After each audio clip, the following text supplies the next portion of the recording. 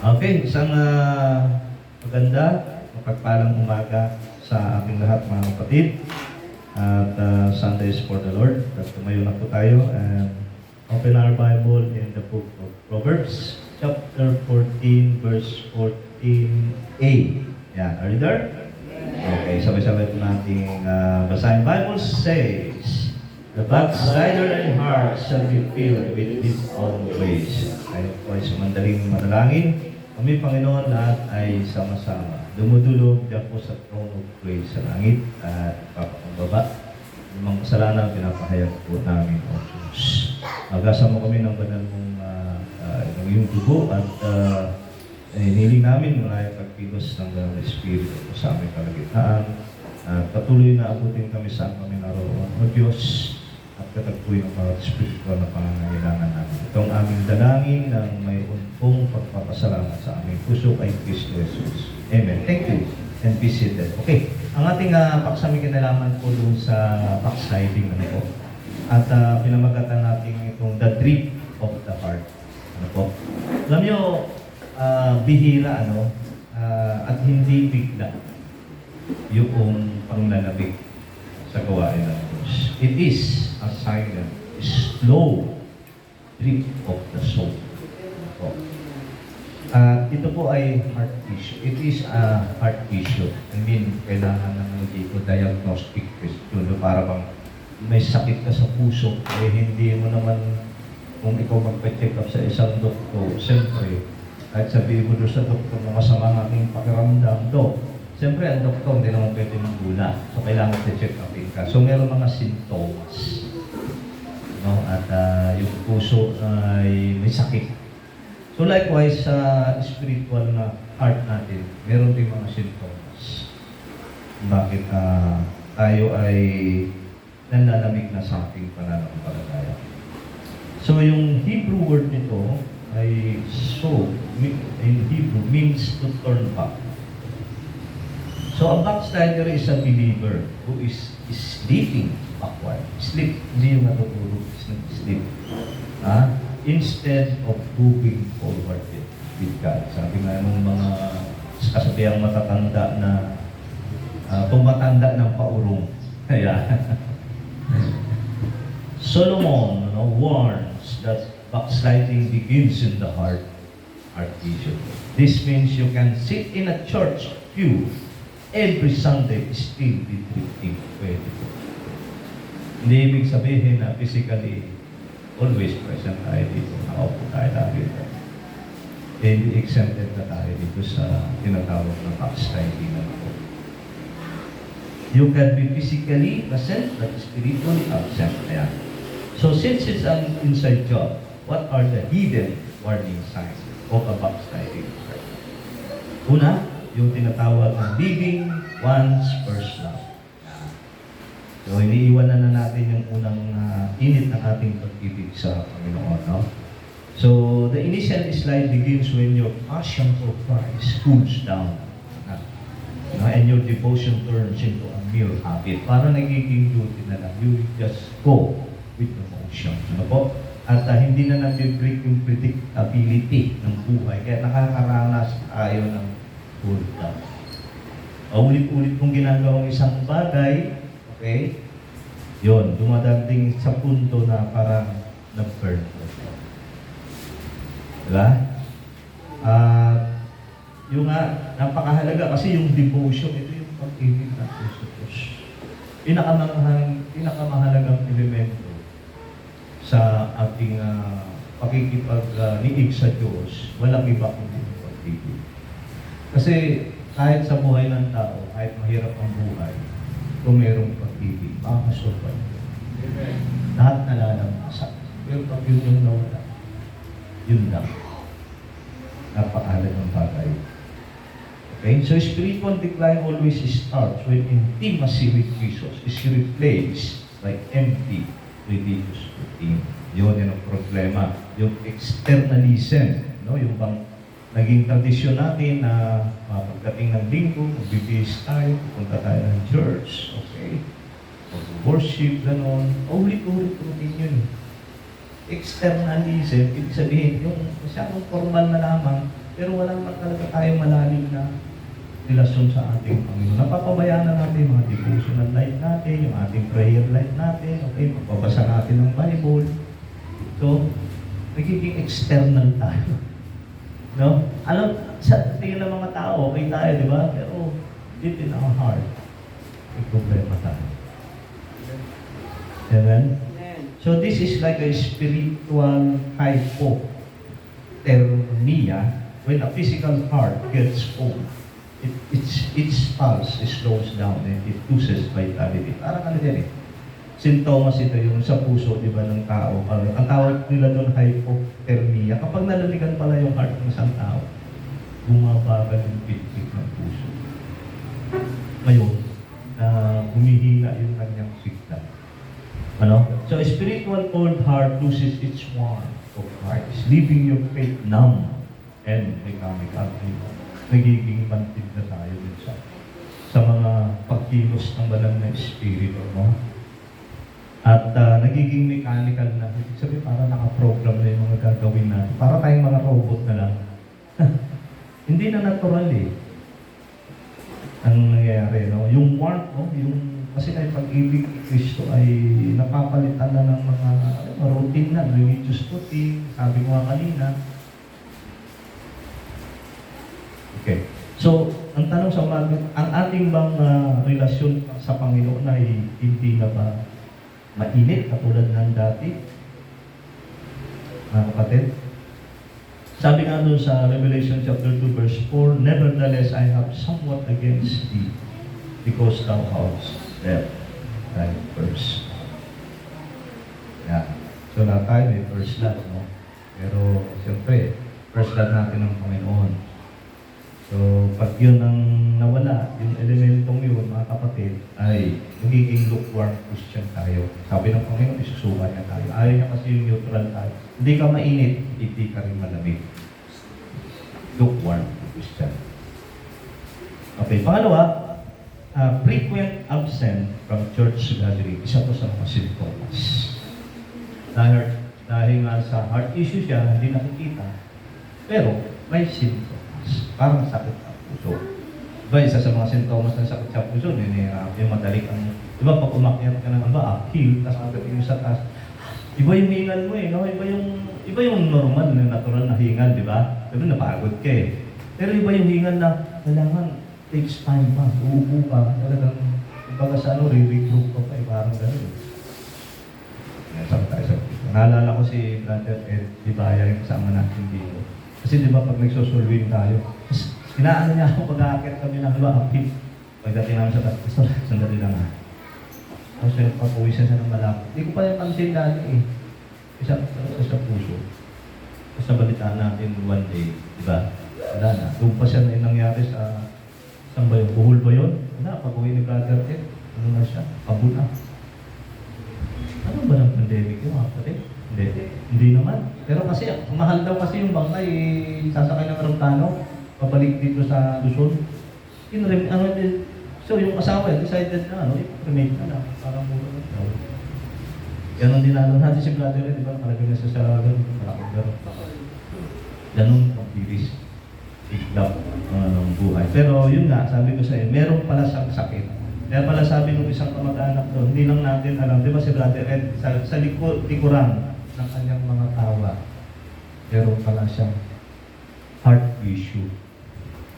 Sabi nga nito sa hindi natin alam na yung pinagkaanan niya kasi sabi ng isang kamag-anak, si Brother Ed pala pag natutulog, hindi nakahiga. Ito yung babaw ng table, nakagano'n na lang siya. Kasi umiling niya, nalululod siya. Kasi yung heart may problema sa puso. Okay? So yun mga kapatid, yun nga, a drifting heart naturally begins to distance itself from the accountability and fellowship of the Spirit. Isa yan sa mga sintomas na may yung spiritual heart natin may sakit. Kapag ina-isolate natin ang sarili natin sa karamihan. I mean, sa fellowship. Yeah? Bakit mo pa kasi ihiwalay ang sarili mo sa pagtitipon? You belong to them. Iisang sa lahat. Di ba? Ibig sabihin may problema nangyayari. Heart issue siya, hindi siya nakikita. Ano si Thomas? Isa po yun, mga kapatid, no, yung we don't skip church because we lack time. We skip because our heart have found something else we value more in life. May nakaagaw na ng pansin. Hindi dahil sa, kasi ang dahilan natin, ay pastor, busy ako eh. Accepted na. Hindi totoo yun. Yung heart natin, mayroon na siyang na ibang bagay na gusto, hindi lang ako. Yan ang problema. So this is like a chronic fatigue, no? When a physical heart is weak, the body lacks the physical stamina to move forward. Tama yan. So spiritually, a backsliding heart creates a heavy lethargy that makes waking up to gather with the saints feel like an impossible burden. Para bang pagka may problema na yung puso ng isang Kristiyano, ang napakabigat na para sa kanya yung bumangon at lumato sa pagtitig. Hindi dahil sa hindi niya kaya, kundi dahil nagiging mabigat dahil iba na yung gusto ng puso niya. Marahil, well, kung iano natin nilalapat natin sa Bible, minamahal niya at malamang ang Santo. Do not love the world and the things. Iba na yung gusto niya, di ba? So, unti-unti yung drifting. Kung sisimula dyan sa yung wala ka nang ganang magbasa ng Bible, ayaw mo naman manalangin, wala ka nang ganang nagiging routine na yung pagdalo mo sa Diyos, parang predicted na alam mo na yung mangyayari, wala nang elements of surprise, yung mga ganun ba? At unti-unti yun, mawawala ka sa positibo. Ibig sabihin, yung condition ng heart mo may spiritual sickness ka sa iyong puso. May nangyari na.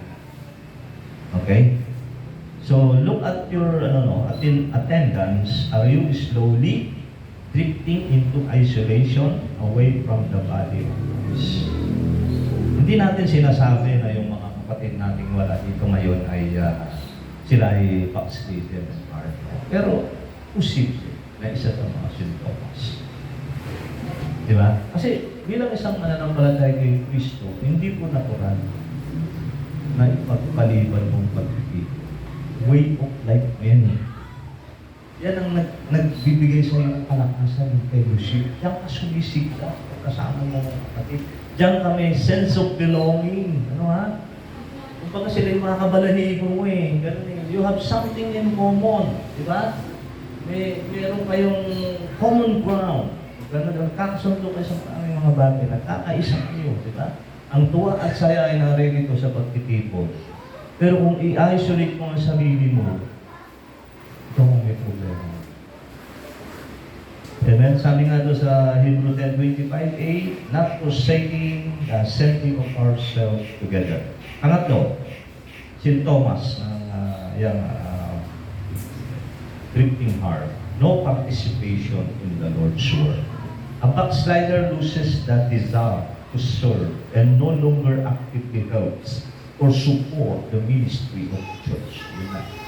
Nawawala na tayo ng participation. Kasi ninyo yung mga kapatid natin, pag binigyan mo ng part sa gawain ng Panginoon, di ba nagiging masigla sila? Kasi meron silang sense of belonging. Kasama pala nila ako. Amen. Di ba? So yun mga kapatid, no? Nawawala na yung desire to serve, hindi na nagiging aktibo. Kaya ang hanong dito, get involved. No? Dapat may participation. Kasi if you go deeper, pupunta tayo sa doktrina ng doctrine of the church, ecclesiology, alam natin yan, Christ is the head, and the body is the church. The body has different parts and different purposes. So, ang isang katawan na hindi nagpa-function, for example, na may stroke ka, so yung hindi na makagalaw yung nagganap ng isang kamay, di ba hindi ka na healthy nun? Hindi na 100% yung efficiency mo. Di ba? So likewise, ang kawain ng Panginoon, ganun din. Lahat tayo mayroong different spiritual gifts. Kaya dapat ating yung pinapanalangin, desire, no? At ina-affirm yan ng mga kapatiran na nabibless sa atin. So gagamitin natin yan para makapag-minister sa kapwa natin for the glory of God. Amen? Pero hindi po pwede dapat iilan na paalam yung mga galaw, yung dalawang kamay lang, yung dalawang kamay, sampati kung abnormal yung may, ibig sabihin unhealthy yung katawan ni Kristo. Kasi yun yung ginamit natin. Analogy, yung human anatomy. So mas madali visualize mo sa isip mo, mas makikita mo yung katotohanan na, ganun na ganun palang gawain ng Diyos, katulad ng isang katawan ng tao, may ulo, may katawan, may mga bahagi, at may iba't ibang function. Diba? So, lahat ng bahagi sa katawan ni Kristo, dapat meron ng partisipasyon sa gawain ng Diyos. Amen? So, when we refuse to serve, it proves we are living our own ways. Katulad ng text natin. The backslider is filled with his own ways, not God's way. Punong-puno siya ng kanyang sariling gawain, patterns of life, hindi gawain ng Panginoon. Kasi nga, may nag-transpire. Ngayon pansin, the backslider in heart. Bakit dinagdag niya yung heart? Kasi doon nagsisimula sa puso. Sabi din ng Panginoon, di ba, kung nasa saan ang iyong kayamanan, doon din naman ang iyong puso. Yan yung sentro ng isang tao. Yan ang gusto nga ng Panginoon, bigay mo sa kanya di ba? Bagamat ang heart natin is madaya, pero teka muna kasi regenerated na tayo. Bagong nilalang na tayo. Amen? Ang ating katawan ay templo ng banal na Espiritu. At ang discipleship ay nangangailangan o humihingi ng total commitment sa ating Panginoon. Well, hindi mo na may commit yung sarili mo kung hindi mo ibibigay ang buong buhay mo sa Diyos. Yun ang sukli, di ba? Sa Romans chapter 12. Yun ang sukli sa lahat ng katulad ng ginawa sa atin ng Diyos. Yung paglingkuran mo rin siya. Kasi kaya pa nga niya niligtas para paglingkuran mo siya. Pinakasukli. O parang tinatanaw natin na utang na loob sa Diyos. Deserve niyo naman talaga yun di ba? Deserve niya naman talaga. Okay. So, this is like muscle atrophy. Ano ba ito? From poor circulation. When blood flow is restricted, limbs become weak, useless, and paralyzed. Ama naman sa katawan ng isang tao, di ba? Siyempre, kasi lahat tingnan nyo marami tayong 11 system, di ba, sa ating human body. Isa dyan yung circulatory system. Saan ba nagsisimula? Di ba yung heart natin nagpa-pumps ng blood? Doon nagsisimula, magsisirculate yan mula sa blood, pupunta sa lahat ng bahagi ng ating katawan, babalik uli sa puso natin. Come to think of it, kung may parado, restricted, pansin nyo, may naipit. Yun lamang matulog ka. Just example. Siyempre, tulog ka, hindi mo na malaya na ipit mo yung braso. Di ba pag-gising mo? Powerless siya, di ba? Paralyzed siya. Wala kasi siyang blood. I mean, naipit, na-restrict yung blood. Hindi siya nakadaloy. Wala, ganun siya pala. Hanggang hintay mo, magingimay yun. Hanggang hintay mo bumalik yung So, a drifting heart cuts off spiritual vitality. Turning an active servant into a paralyzed spectator in the church. Nagiging spectator ka na lang. Wala kang participation. Wala kang involvement. Alam mo yung spectator, di ba yung pag nanood ka ng isang bang programa o palabas, andun ka lang nanonood. Iba yung nag-a-act yung mga actor sa harapan. Wala namang involvement sa kanila. Nanonood ka lang. Hindi tayo para dito mga kapatid nanonood. So, inaasahan ng Diyos para sa atin, get involved. Participate tayo. We belong to the body of Christ. Huwag natin sabihin, ay, dalilit niyo. No! Narito pa rin ang katawan. Kompleto ang aming katawan ay incomplete kung wala ang dulo ng aming daliri. Ano ibig sabihin? Ang bawat isa ay mahalaga. Amen? May pagkapatay-pantay. At sabi nga ng Bible, ang yung mahinang bahagi ng katawan mo, yun ang iyong pinagtutuunan ng pansin. Di ba, ganun din naman tayo, di ba? O, di ba, kayo mga kababayan, di ba, pagkatapos sa biro, anong unang titignan? Di ba yung mahina, di ba? Kulang kayo sa kilay, yun. Yung tututukan nyo, dagdagan nyo ng kilay ba? Di ba, tabi-tabi po. At tamaan niya, huwag sana magalit ha. Pero ganun talaga, di ba? Oo. Ako na nakatawa kayo.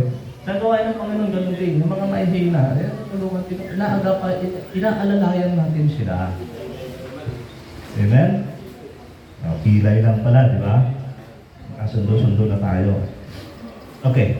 So, are you actually serving God or have you stepped back to let everyone else do the heavy lifting? Yun na nangyayari kasi. Kapag wala tayong participation, okay, or involvement sa gawain ng Panginoon, we just a spectator, watching over them and those who are laboring in the Lord's work, ay nagiging mabigat po para sa iba yung ministry. Kasi kinukuha nila hindi para sa kanila. Na-overload na yun. So para binigyan tayo ng gift ng spiritual gift po, mangyayari na mayuyusot yung authority ng may authority. Hindi ka naman para doon. Pero aaktuhan mo na kasi kulang yung pin-in. Pinipin-in mo, di ba? Para makumpleto. Sabi nga doon sa 1 Corinthians 16:15b, that they have addicted themselves to the ministry of the saint. Yung family ni Stephanas, remember? Stephanas? Diba, addicted sila to the ministry of the saint. Pero isang klase ng addiction na maganda, na healthy, yung ma-addict ka sa gawain ng Diyos. Yung pag hinahanap-hanap mo ang fellowship, gusto mo laging kasama ang kapatid, gusto mo nandun tayo, nagsusurfing, nagkakawang gawa tayo dito, nagkakantahan tayo, may fellowship meeting kayo, lahat. Gusto mo yan. Ibig sabihin, addicted ka to the ministry of the saint. Kasi pag hindi natin, if we ourselves let uncheck, ang tendency mga kapatid, ma-addict tayo sa ibang bagay. May healthy addiction. Gawa din ang Panginoon. Magmalaki nga, pwede. Di ba? Pwede magmalaki. Ang Panginoon magmalaki doon. Di ba? Amen. Okay. Pang-apat, feeling bored with church services. Ito na. Tira, no? Hindi na lang, napansin ko no? Wala na nagpapatotoo. Wala na rin naging special number. Sakto itong mensahe para sa aking lahat ngayong umaga. Ibig sabihin, meron ng yan. Sa inyong puso, meron na nagtatransfire. May coldness na yan. Yan ang sintomas. Hindi ako doktor. Hindi rin ako spiritual doktor. Pero sabi ng banal na kasulatan, sintomas yan. Maring may nakaligtaan ka na. Maring hindi ka pa napatagpasan ng paligid. Maaring basta may nangyari ng unti-unti kasi drifting yan Ibig sabihin ng drifting ka naman, drift ng biglaan. Dahan-dahan yan. Hindi mo na mamali kasi nagbibisi ka sa trabaho. Nang kaligtaan mo yung mga, alam mo na, yung relasyon mo sa Panginoon. Dapat, diba kausapin mo muna sa Lord, salamat. Isip ko, wait ako Lord, thank you Ingatan mo magpumag siya, okay? Salamat Lord, ganda ng panahon. Walang ganun na appreciation, wala nang pagsamba sa Diyos, wala nang pagkonsulta sa kanyang mga salita. Ano kung pamimisahe ka sa akin? Tumulog yung cellphone. Tignan mo, misahe niya. Wala na, ano ka na? Na-distract ka na, no? Distract ka na, wala na. Pag susunod doon, teka muna, baka yung parcel ko, dumating na. Notification mo sa Facebook, wala na. Kinain ka na. Social media. Yung mo, teka mo na, papasok ko sa trabaho. Wala na makakapagod. Mismanage mo sa sarili mo. Dapat kung gusto mong ganun, bigyan mo ng allotted time sa sarili mo. Bigyan mo ng panahon ng Panginoon. Okay? Bigyan mo siya. Kasi dyan mas sisimula yung ating panlalawin. Okay, so worship, preaching, and prayer no longer excite you. Instead, they feel tedious, long, and uninteresting. So parang like, nakatingin sa clock. Ay, sana matapos. Parang ganun na lang So ngayon, nagiging duty mo na, parang routine na lang. Kasi ito may pamana sa aming pananampalataya ng aming mga ninuno, mga magulang. At eventually, ginagawa na namin ito. Para naging habit mo na lang. At nakatingin ka lagi doon sa clock, sana. Lapit na matapos. Tapos ang service, amen, amen, amen, amen. Tapos ka lang, ha? Oh. Hindi ka na interesado eh. You go by the motion. Ginagawa ng marami na magulang. Kasi ikaw mismo, duty mo na lang, routine mo na lang, andun pa kayo na eh. Naku, yan ang darating ang lalamig. Hindi na kasi siya natural. Amen? So the problem isn't the preacher or the music. The problem is a dull appetite. A healthy soul pants for God, but a backslider is bored by Him. Kapag nabobored ka na, wala na eh. Ninaantok ako pag nakikinig ako kay pastor, salita ng Diyos. Ganun po talaga mga kapatid. Ito experience namin. Pag salita ng Diyos talaga, ang naririnig mo, andyan ang mga demonyito sa naglalambitinan sa talukat ng inyong mga mata. Kaya sa tukuran nyo ng palito ng posporo yan, ano ha? Oh. Subukan natin dito tungkol sa pag-usapan natin tungkol sa pera, business, pagkakakitaan. Sigurado makikinig tayo lahat. Pero pag word of God na, parang may sleeping siya eh. Pag word of God, pastor, sarap ng sikip patulog. Natutulog ka naman pala. Di ba? Oh. Kasi nga, wala ang problema sa preacher. Wala din ang problema sa musika. Di ba? Kanina, narinig ko rin yung awit nyo. Talagang, yung kanta ba ng puso na nanlalamig na? Nadi-deserve yan eh. Malamig yung awit. Bakit? Malamig na rin yung heart eh. Bakit malamig yung heart? May sakit ka na sa puso. Oh, hindi mo nabantayan yung puso mo. Bakit yung mga nakarang mga araw na pabayaan mo panalangin? Huwag nyo hanapin yung malalaking bagay. Maniwala kayo, maliliit na bagay lang yan. Nagsisimula. Napabayaan mo kunting pananalangin, hindi ka nakapagpasalamat, nakapagpasa ng Bible, o nakinig ka ng mga Christian, music, o ano naman, movie, ever. Sigurado yan mga kapatid. Hindi kailangan maging malaki para hindi tayo distract magaling sa babae. Hindi. Ang devil, yan eh, Satan yan, opportunist, ano yan eh. Tricky, no? Hindi malaki, halata yun eh. Isang, kunting pagsisinungaling. Pwede na yan. Ay, kunting pangungumit. Hindi ka nakapag-paway ka na. Tapos magpe-pray ka na, panalangin na lang. Wala na rin sa puso eh. Sa puso na lang. Ay, salamat po sa pagkain. Wala naman talaga sa puso mo yung ginagawa mo, dahil duty mo, nakasanayan mo na, habit mo na. Iba kasi yung puso nagpapasal, Lord, salamat, kinikilala mo. Buwet malakas ako, Panginoon, salamat sa pagkain, masarap na to, masustansya Lord. Iba yun eh. Kung tunay ka nagpapasalamat, iba yun. Okay? So, nandun ang problema sa may puso. So, this is a loss of appetite. Ang tawag dito sa puso na sakit, cardiac, anesthesia. In advanced heart issues, a person completely loses their desire to eat. Yung palang sakit na yun, advanced na sakit na yun, cardiac anesthesia. Ito yung tao na may sakit sa puso, yung ganitong sakit, yung ganitong kalagayan, nawawalan na po siya ng gana kumain. Saan ang gagaling yun? Doon sa puso niya. Kapag mayroon na palang malalang sakit sa puso ng isang tao, pusa na rin siyang nawawalan ng gana. So, spiritually, a backsliding heart loses its hunger for the world. Mawawalan ka na. Ang ganang kumain ang salita ng Diyos. And finds the bread of God after tasteless. Hindi mo na malasahan. Sabi ng Psalm, di ba? Taste that the Lord is good. Kasi ang Diyos ay, the word of the Bible is the written word and Jesus is the living word. Pagkain ang kaluluwa natin, salita ng Diyos. Sabi doon sa sa Peter 2 na yung as newborn baby desire the sincere milk of the word. Sana makatulad sa baby, hindi lang kailangan mo siya kundi masarap para sa iyong panlasa. Pero para sa isang backslider, wala na. Insipid. Tasteless na. Di ba ganun yun? Kailan mo ba nai-enjoy yung pagkain? Di ba nandun sa sarap? Sarap nito. Isa pa nga, ganun ganun, di ba? Inaano mo yun, nagkakaroon ka ng craving, di ba?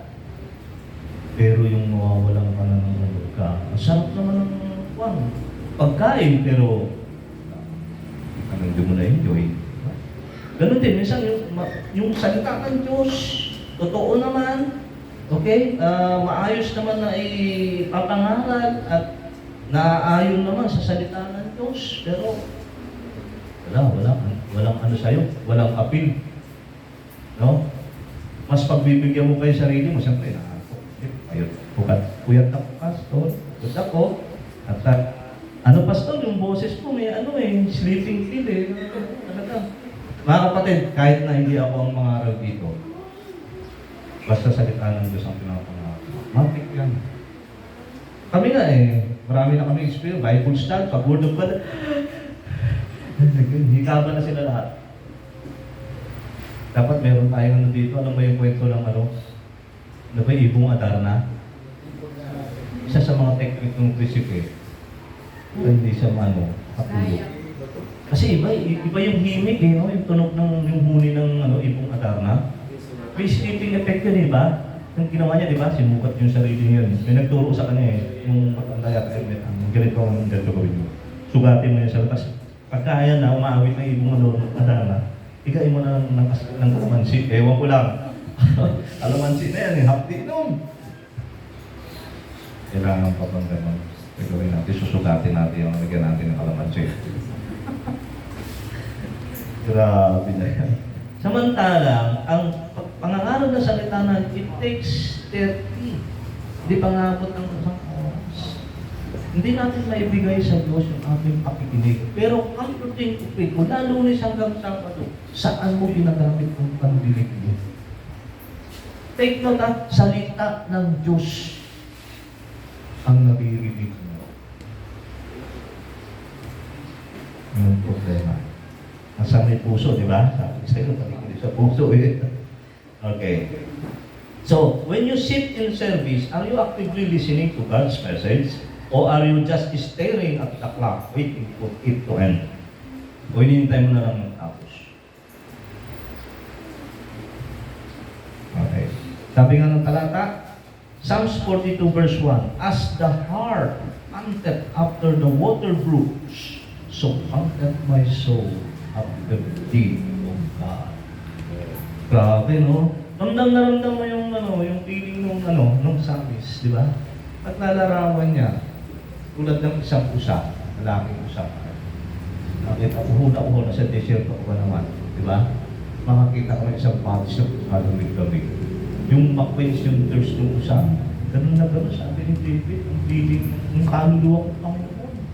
Sa iyo ang salita. Sana ganun tayo, no? Kaso kapag may sakit sa puso, yun lang. Nawawala na ng gana nakukuha na So kahit anong parang pagkain, ganda na, sarap na ng pagkakaluto mo, kompleto na sa regalos, no? Best served pa. Pero, kahit amoy, wala na infected ka ng COVID. Ano amoy? Kami na-infected ko ng COVID. No, amoy, walang amoy to. Dapat tikman namin lasa. Tasteless. Tasteless din. Wala naman pang lasa, sabi ko, para i-real yata tayo. Hindi natin ma-enjoy mga buhay Ito pa nangyari dito, dahil kami tayo na-infect ng COVID. Biyaya na yun. Sila naman ano sa atin. Okay. Number 5. Sintomas na may sakit na tayo sa puso. No interest in winning soul. Bira.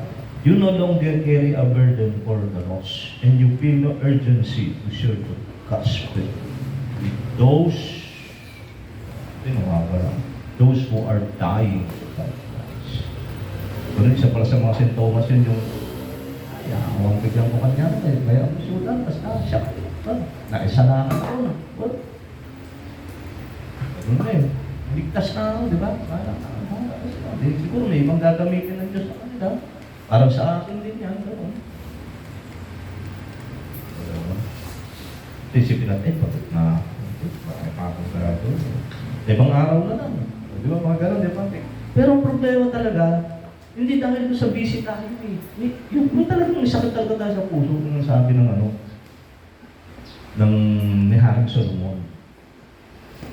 Okay? A heart consumed with its own ways has zero room then to care about where others will spend eternity.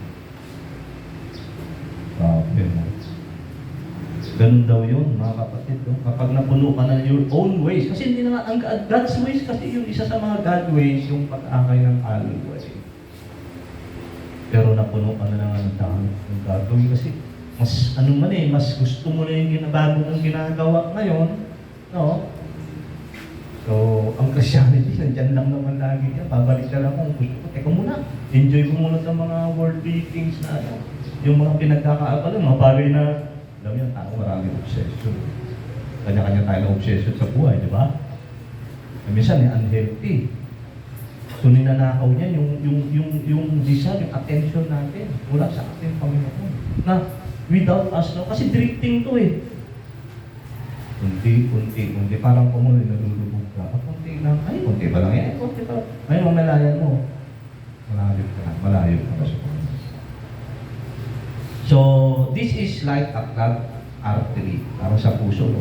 When plague builds up, blood cannot flow outward to the rest of the body. Ayun. When our heart are clogged with selfishness, yun din ang mangyayari. Parang puso, di ba? Ayan, clogged nose, for example, kapag may sipon ka, di ba? Nagpapasakit ng ulo yan, di ba? Come to think of it, kung yung heart mo ang clogged, di ba, arteries, yung mga maliit na daluyan ng ugat yan, kung barado yan, ano mangyayari? So, maaaring yung may katawan makakaranas ng insufficient oxygen. Hinahalik ka, madali kang mapagod. Kakapahinga mo lang. Kakapahinga pag ginawa mo. Natulog ako, nagpahinga, napagod ako Pagkagising ko, pagod pa rin ako. Ha? Oh, grabe na yan. Nakakaranas ba kayo ng ganyan? Kakapahinga mo lang, pagod ka ulit. Samantalang ang ginawa mo, nagpahinga ka. Nasira yung logic ko dun. Pahinga nga ako, ba't ako napagod? Ganun nga pag may sakit Ganun mga kapatid mangyayari. So, ganun din, no? When our heart are clogged with selfishness, God's love and compassion are blocked from flowing out to a dying world. Hindi na dumadali yung pag-ibig ni Kristo. So, nawawalan na tayo ng pag-ibig sa mga dying world. Kaya naman natin mag-solving. Diba? So, marami na tayong dahilan. Dati alam natin pag ayaw, maraming dahilan, di ba? Di ba? Ganun na, di ba? Pero, ang galing nito, proper wisdom. Hindi daw dahilan. Heart issue.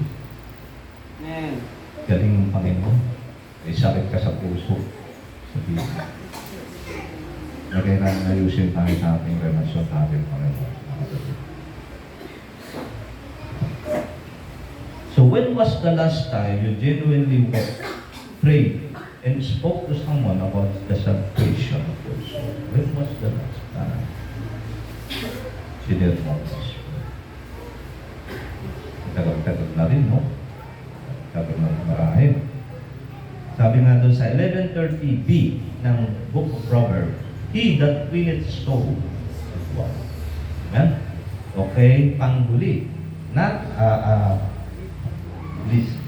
last but not the least. Okay, deceiving oneself, ito na katotohanan. Diba?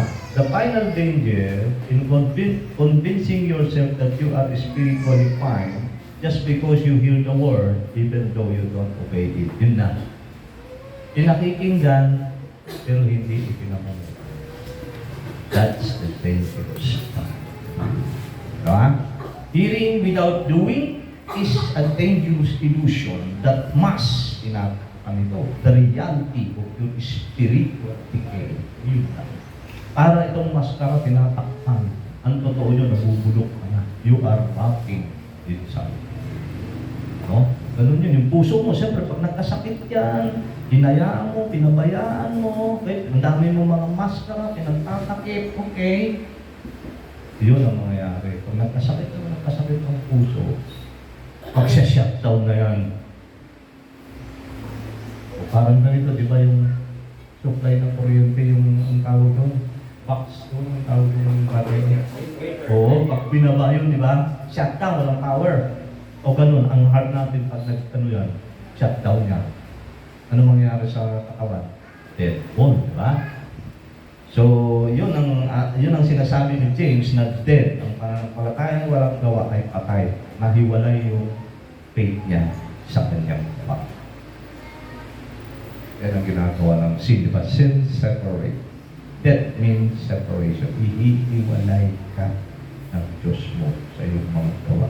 Kaya nangyayari, hearing without listening. So, deceiving yourself, sabi ni James.